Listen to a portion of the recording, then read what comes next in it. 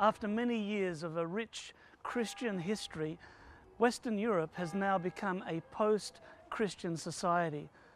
What a tremendous mission field it is today. From Stockholm, Sweden, I'm Gary Krause, and welcome to Global Mission Snapshots. Just before he went up to heaven, Jesus gave us a command. He gave us a mission. Jesus said, "Go. Go unto all the world, telling them of His love." This is our mission. This is our global mission.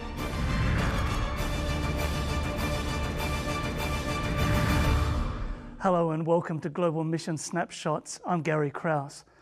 When we hear the words mission field, many of us tend to think of distant jungles, tropical islands, rural villages. But on today's program, we'll see that the mission field is now a whole lot more complex. In fact, our biggest mission challenge today is the growing urban areas of the world. Post-Christian societies such as Europe, Australia, New Zealand, and increasingly North America are very challenging. No longer can we assume that people will come to religious meetings we hold in churches or halls. We need to go where they are. For more than 20 years, Global Mission has been sending out pioneers to plant new congregations. They live and work among the people.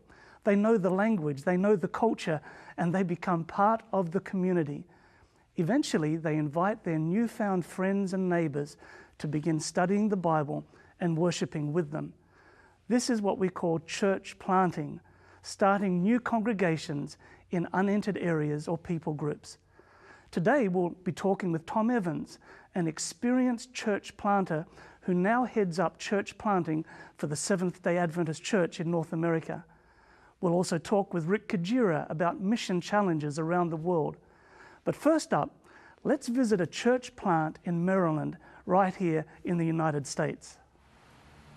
There's a lot of people here that are in specialty housing, Section 8 housing, where they get help from the government. A lot of people just living from paycheck to paycheck. A lot of dysfunctional families, a lot of families that are just really hurting. And there's drugs here. There was a crack house right across the street that they did a raid on last summer. Had a couple of people that were murdered here down the street not too long ago, and so this neighborhood is a little bit rough. For more than 10 years, a small church plant in the heart of Hagerstown, Maryland, has been reaching out to people in one of the tougher neighborhoods in town. Inside the small house where they meet, the fellowship is warm, the hugs are heartfelt, and the food is hot and delicious. This is Faith Step. Jeannie Ramos and her team at the Faith Step church plant are reaching out to people in this neighborhood. People who might not be comfortable stepping into an Adventist church on Sabbath morning. Welcome to Faith Step. It's a good day today because the Lord has made this date for us. Dolores is one of those who has found a church home in Faith Step. She was invited by her eye doctor, Eric Bergman, who's been part of Faith Step since it started. The day I saw her, she just seemed to be somewhat depressed about everything, and I just felt, I guess, God telling me to invite her to our church, and had with no idea what would happen. Dolores came to church that first Sabbath and found something that would change her life. Well, Dolores came in, I can remember the first day she walked into the back of our church, and she was pulling a little oxygen tank with her, and she was stooped over, almost completely bent over, and she had no color in her face.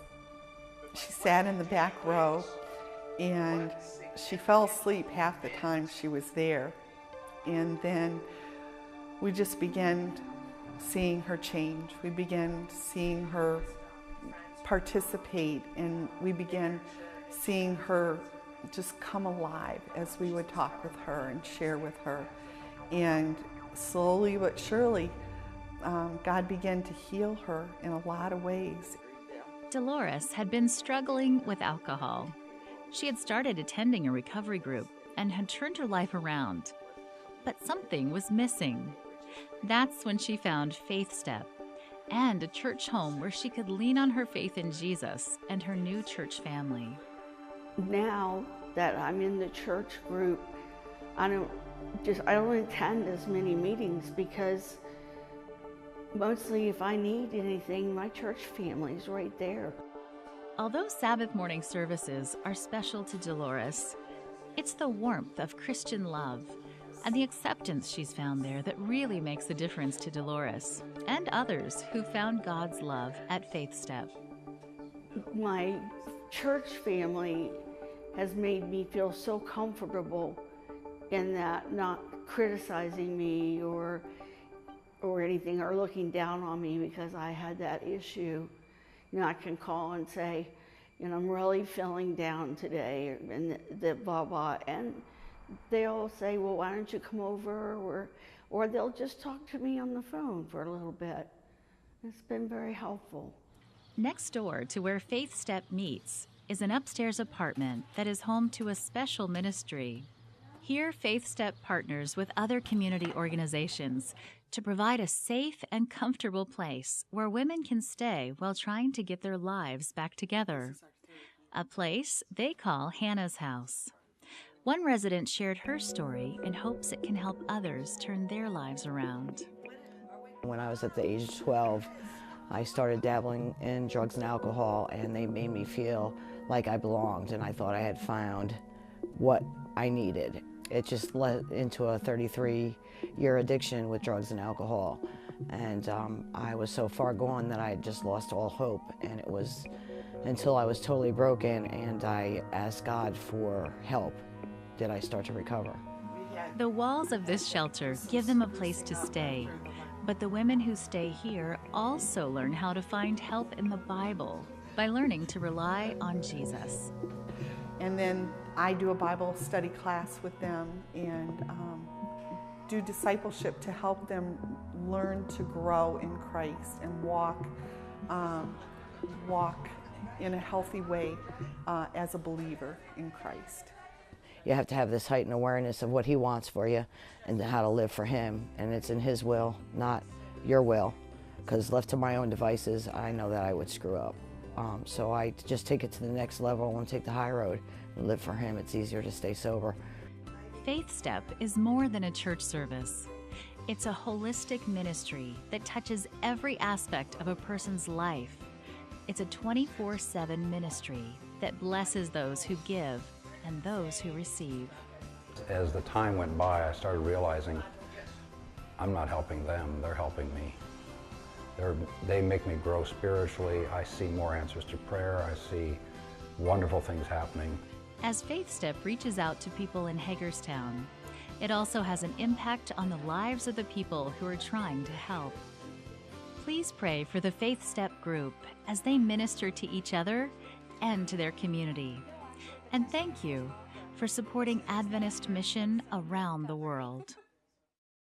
There's a certain energy, a certain vitality that you see and experience when you attend a church plant, because they're 100% focused on mission and on the community. This is dear to the heart of my next guest, Pastor Tom Evans. Tom, you head up the church planting side of the church here in North America. Why is church planting so important to you? There's a quote that says that we need to see jets of light in every city and village. And I believe that this needs to become a reality. And so we need churches in various communities because people live there, and we need to have the opportunity to be able to share with them where they can have access to a church where they live. Now, for some years you headed up church planting in the Texas region. Tell us about that experience. You know, at first I thought, that every church will want to do this. And then I discovered that most churches are somewhat resistant to planting churches, unfortunately. And they give various reasons. It's going to impact the finances, or we're going to lose leaders, or we're going to lose fellowship with each other. And so really I discovered that the important thing is for the leader to catch a vision for church planting so that they can lead their church in that direction. And so I began investing in leaders and giving them a vision for church planting and sharing that passion with them, and they got very excited about it. Great. So what happened in Texas? Well, we began becoming very focused with church plants. Prior to being intentional about it, we were planting in Texas about two and a half churches a year was the average. And that first year that we really began focusing intentionally on planting, we planted 15 churches. And so we discovered that just simply by being intentional, we were able to increase dramatically the number of churches that were planted. Now, is this something that is best left to pastors to plant churches? Well, I think if we were depending on pastors to plant with our strategy, it would not have gone very far. It's just simply too cost prohibitive. We were able to, in 9 years, with God's blessing, to plant 114 churches there in Texas, and our average went to over 12 churches a year. But that was done, majority of those were done by lay people planting churches. These are people who catch the vision that I can be involved in starting a new congregation. And one of the exciting things about it was that we were able to partner pastors as coaches for the layperson as they were planting the church. So they had support, and they had somebody that could help them move through the process of getting the church planted. Good. Now, tell me about the experience of your family planting a church. Well, I have, my roots are in Texas. I was born there, and my family's from a very poor area northeast of Dallas, a little town called Wolf City. Population is very small. Here I am, 1 year old, looking like a Texan there. And, but in any case, Wolf City is a very small community. And I was visiting there, just seeing my family, and I began to wonder, is there any chance that there could ever be a church in this community? There's no Adventist church anywhere close. But I dare not go to the conference executive committee and say, can we plant a church and send a pastor to Wolf City? Because nobody would do that. It's a depressed community. There's no resources there. And so that burden came on the heart of some lay people. And they went to this community, and one lady simply worked there during the week. And she invited her friends and said, can we plant a church here? And so I was able to be their guest speaker. I believe we have a picture coming on this, a guest speaker for their opening Sabbath. Wow. And in fact, the mayor of the city welcomed them to town. They started 10 Bible studies in this community. And as depressed as the community was, there was not a thrift store there. And so they actually opened up a thrift store. And their first baptism, that lady now runs their thrift store. But the exciting part for my family is they befriended them, and they visited them in their home. And in fact, my oldest aunt, 80 years old, Aunt Marjorie, has come to church, and she's accepted Bible studies. And so it was really neat to see how lay church planting impacted my own family. Fantastic. Now, for some of our viewers who may say, well, I'd like to do this, where do you start? Yeah, to start is to basically know that God is calling you to do this. There's some great resources now that are available. I've just finished a church planting manual that walks step by step on how to plant a church, and I think that would be a very helpful tool. But we want to make sure we work in cooperation with our pastors and with the conference, and see what they can do to come alongside and support as we have a church planting opportunity that arises. Now, how can people contact you for these resources?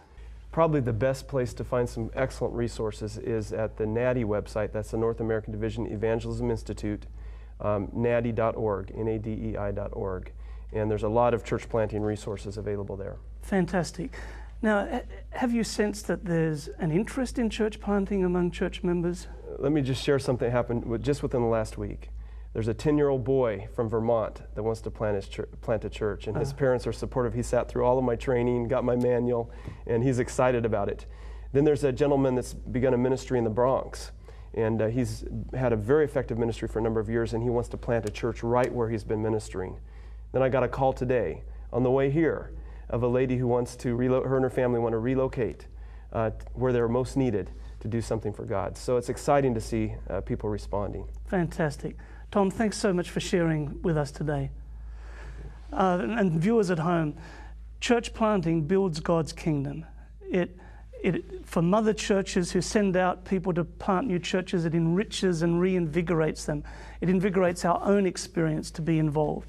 But please pray for those involved in church planting. It can be lonely, it can be challenging, it can be very discouraging. But if you'd like to be involved, don't forget nadi.org for more information.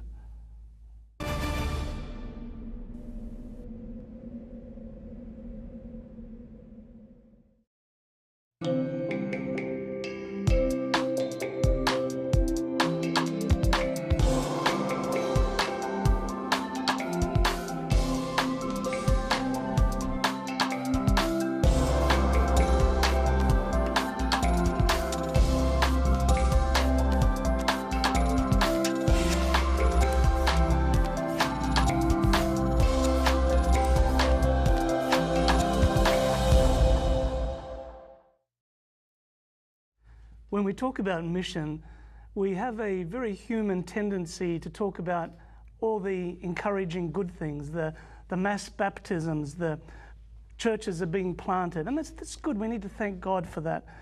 But we also have to remind ourselves of the remaining challenge. And to help us do that, Rick Kajira has joined us. Rick is the Communication Director for Adventist Mission. Rick, tell us a little bit about the mission challenge that still remains. Well, you know, as you said, a lot of times we like to dwell on the successes, and I think that's great. It encourages us. But, you know, I hear people say, you know, the world is reached. We're doing really well. Delbert Pierman from our office the other day was showing statistics that show that, you know, world population growth and church growth are both increasing.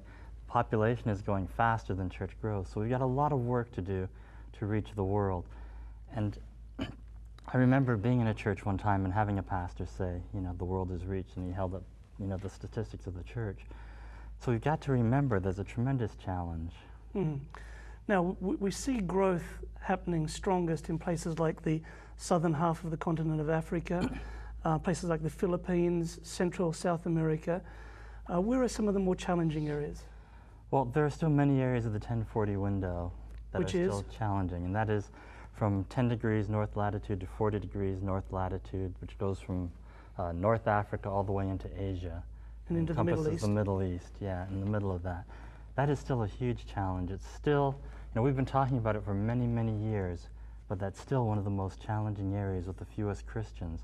Well, 60% of the world's population live there, and most have never even heard the name of Jesus. Right, and you have been there and talked to people and asked them, you know, do you know who Jesus is? Well, yeah, just a month or so ago in Cambodia, remember we're by the side of the road there, and I was talking to two girls through a translator, I guess 14, 15 years of age, and I said, have you ever heard of Jesus? And they looked at each other, then looked at me and shook their head. And we know that theoretically, but to actually experience it, it sort of like hits you here. And there's another side of that too. We've got people who have been Christians and who have left. I was in the city of Singapore, and Rick McEdward and I were there, and we took a taxi to try and find some fruit in the market. And Rick went in there to buy some fruit, and I was sitting in the taxi talking to the taxi driver. And as we were talking, he said something sort of out of the blue. He said, I used to be a Christian. And as we talked, I heard more about his story, and he said, yeah, I was a Christian. My children are still Christians. He said, but, you know, I came from another background, and when my mother died, I was a Christian, but when my mother died, we had her body, you know, in the family room. They do that for 3 days, and they sort of watch over the body for 3 days. So during the night, I was sleeping in that room, and I was dozing off, and he said, I had a dream.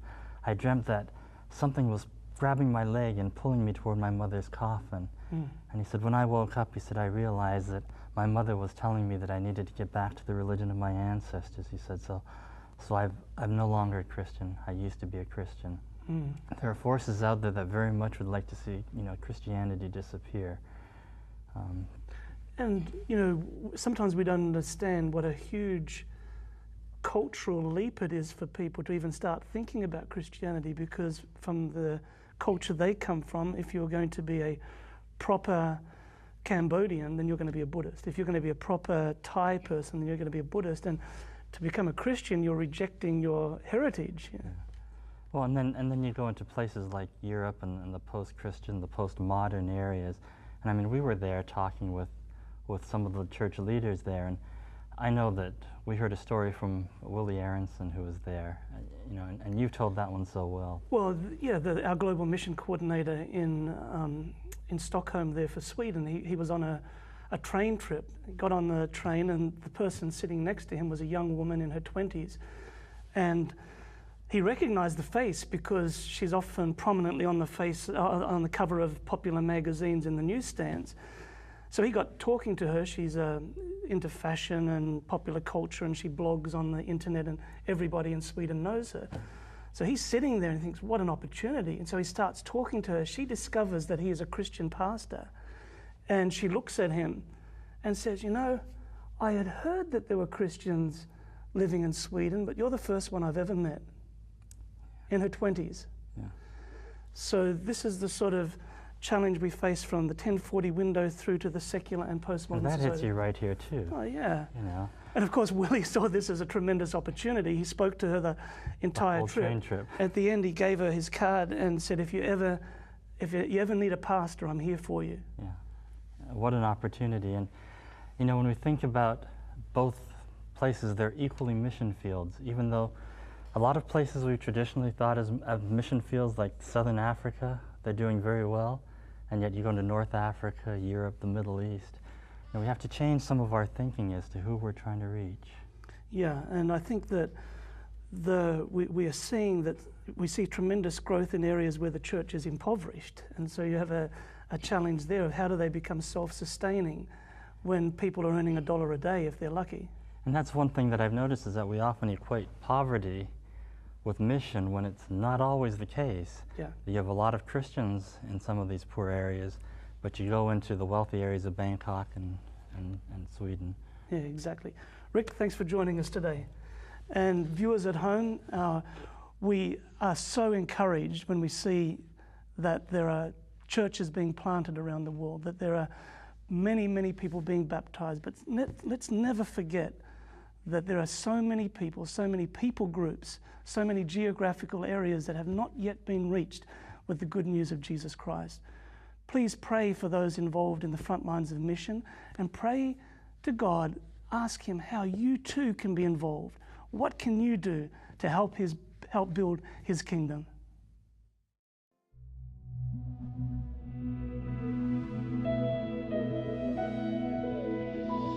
Come with me.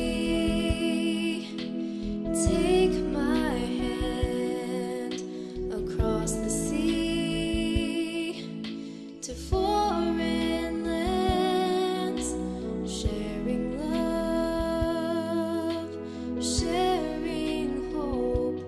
It's our mission, and we must go. Won't you come along with me? We can set the captives free. We can do it if we dare. The Great Commission is our mission, so come with me.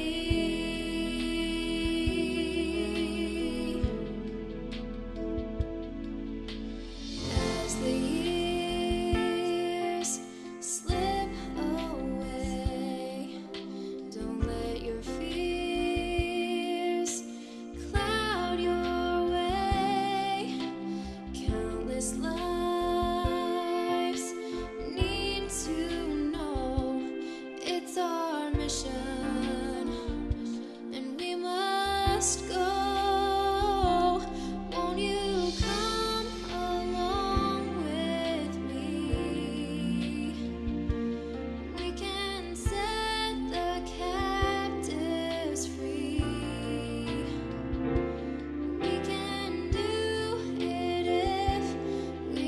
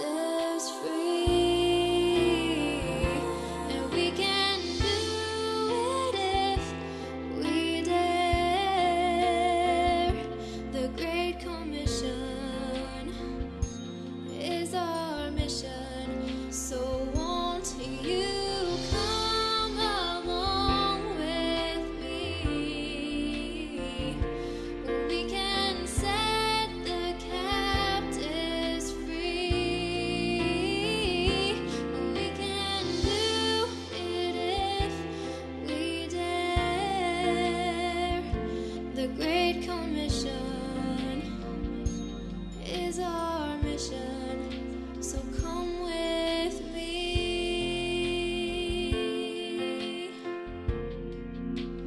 Come with me.